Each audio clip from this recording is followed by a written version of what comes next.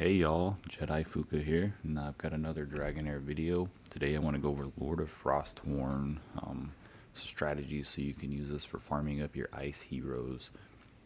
Now I will say this was the easiest one for me because my main team was a fire team from the beginning, so it helped me out. I built my fire team, and then I built up ice poison so I could farm fire. So this one was pretty easily powered through. I've got all my characters up to 100. I did actually start fighting this boss with Martina here at 90. I had my tank at 90 initially, and I had my healer at 80 the first time that I beat this on stage 5. But it's still going to be kind of the same concept going through. Make sure you guys are using food. I would recommend, if you're lower level, use something with defense or HP to boost you up. I'm not going to use any food. I'm just going to show you the run like this. We're going to go and get it started, and then we'll kind of go through all the characters at the end and the strategy that we use. First two waves are pretty simple. To me, they're kind of more of a gear check to see if you're ready to even compete with the boss.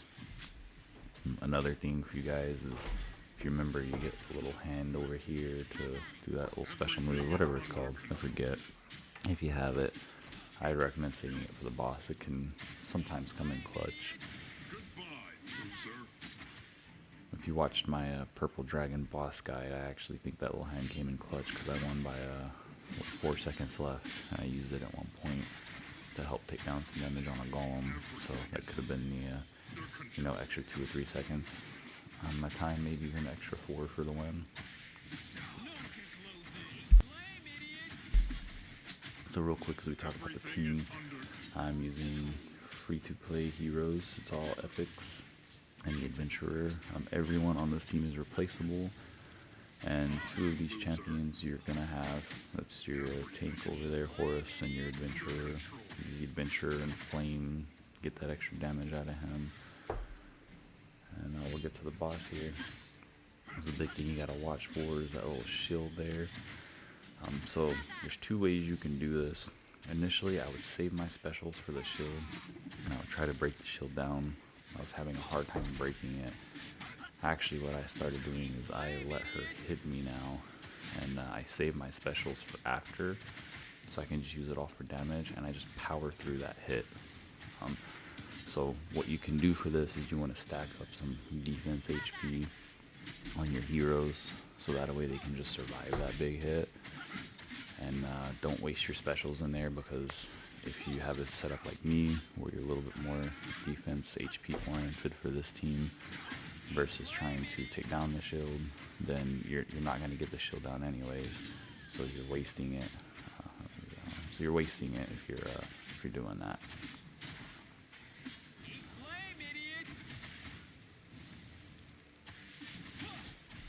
Dane here, he works really great on the waves. He still does pretty good damage on the boss too.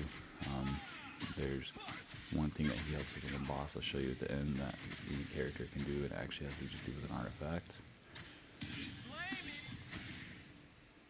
So as you see, that was the run. Clear it down pretty quick.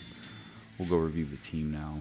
The other strategy you can use, I used it early on, and that was to, when the shield came up, I would just try to take the shield out so I didn't take the damage.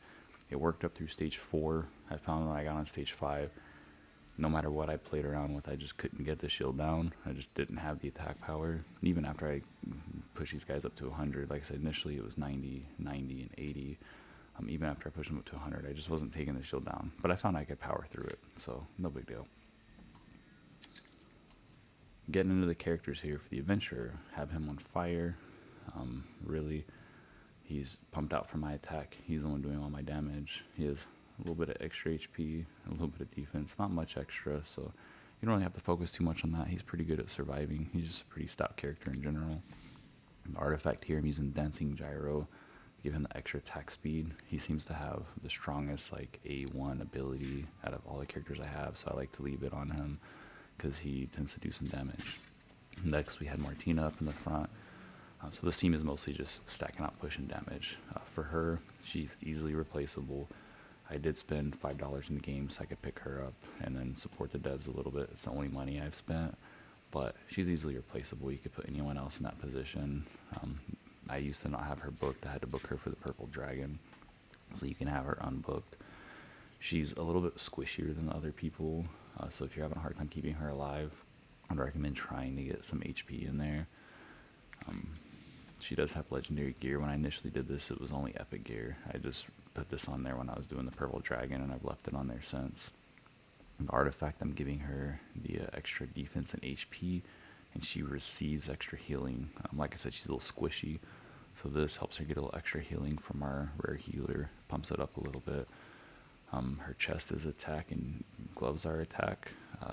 When I first started beating this, I actually used an HP chest and defense gloves on her, so she wasn't doing a ton of damage, but it did help. The runes, initially when I did this, she was only level 90. I had the HP rune on her. That's really what helps her survive, and then now we have the defense rune, but before I didn't even have that on there, and she was still taking it with the HP and defense gloves.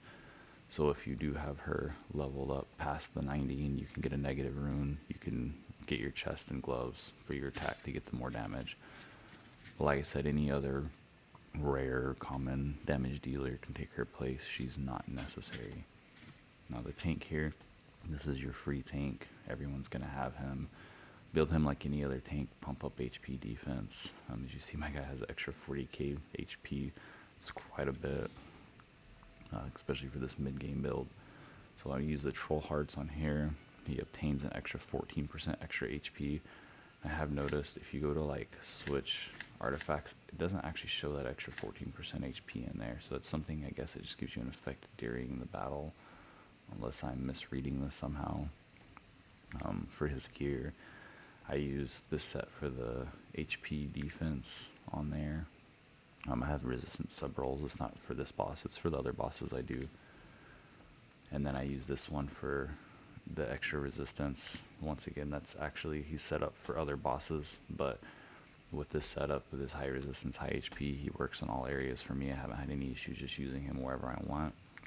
Runes, I'm using HP and resistance rune for this battle. Once again, the resistance not really necessary. You can take that off, you could replace it, or if he's at 90, he should still work fine. Now Dane here, we have this artifact, Crown of the Unclean. I like to use this on Dane for one simple reason, and that's if we go to his toolkit here. Let me see where we got at. When using skills to deal damage, enemies with less than 50% HP recharges ultimate energy by 15%. So what this does is when the boss gets below half health, every time he uses this, he gets 15% added towards his ultimate. When he uses his ultimate, he gets another 15% jump towards the next time he uses it. So he starts cycling his ultimate a lot. And so then I put the Crown of the Unclean because he's using his ultimate more than anyone else. So he's getting that defense penalty down on the bosses. I use this strategy for all the bosses that I have Dane on the teams for. He helps me get through the waves, and then he just drops defense down on the bosses. He also does have an attack down in his kit. It's only attack penalty down, but that does help too. So if you're using Dane, I recommend getting a little bit of accuracy in there. As you see, I've got the extra 97. So, you know, we're at a little over maybe 130 accuracy. And that's been good enough to still land it on the bosses that I need to. Now we're going to go down to our healer. I use Imperial Warrior. She's a common healer. I started actually using her when I first got her because she rounded out my fire team, but I didn't level her up for a long time. I only recently leveled her up. And I'm glad I did because she really helps my team out. I'm just going to leave her at 90. She does her job just fine at 90. Even for this boss, you could do it ahead of, before 90, you can do it 70, 80. 80 for sure. 70, if you do that, you're going to have to pump up her defensive skills. Her build is nothing too crazy, but mainly just her heal. She heals your guys by 25% of their max HP. It's really good. She's in all rare gear, as you can see, so you could easily do this lower level, put epic gear on her, and pump her stats up even more. I used the banner of oath on her. It's just the extra artifact I had. That's not necessary. You could go even with no artifact. It just gives you a little extra HP defense. This does give you extra when allies are around, but she's not really close to allies. I have her a little offset. Now then we just use All of these just pumping up HP, basically HP chest, HP flat stack gloves, so not even the best ones on there. And her rune is defense. Nothing crazy, guys. Try to make sure there's nothing I miss. This boss is pretty simple. This is mostly powering through. We'll kind of go over the formation real quick. So when I first started doing this, I had played around. I used to have her like in the group, trying to get her with extra heals and stuff too, or keeping them up. At one point I had her way over here, and then I finally found I could move her in just a little bit. But the reason why she's like kind of awkwardly offset is when these guys come in and they run up, this makes like a little bit of a group where the wave of enemies will focus their attacks this way, and she doesn't get hit because she's not super survivable right now. So this helps her survive the waves when she's a little bit offset out of here. So you do want her kind of away from your group so she's not getting any damage once they start firing off their abilities, for both the first wave and second wave. And then when you get to the boss, she's close enough that everyone gets healed and it works out. As always, tank in front. Any of these guys, you can move them however you want them. It's not too important, other than if you're using a melee damage dealer, I recommend them being at this angle right here. That way when they run up, they're staying on this side, and that's keeping the attacks focused over here on this left side versus getting hit by your healer. So nothing crazy on the setup. When you guys get here, like I said, you can use lower levels. You can use any damage dealer for either of these guys. It doesn't have to be them. And then if you get the epic artifact, I highly recommend, if you get the resources to buy one, this be the first one you buy, because it does help in any boss that you do. It actually was really good on the adventurer. The only reason why I don't put it on the adventurer is because when I change him to ice, I don't want to have to move around extra gear. So hopefully one day they give us some loadouts, so that'll kind of fix that problem. And then once again, don't forget about your food. If you're having difficulty with this, come do whatever defensive food you want, or if you're just not getting out the damage you want to get out, do some offensive food. Pretty simple setup, guys. I hope you enjoyed the video. Thanks, and if you have any comments, any suggestions for my future videos, please leave them in the comment section. Really appreciate the support.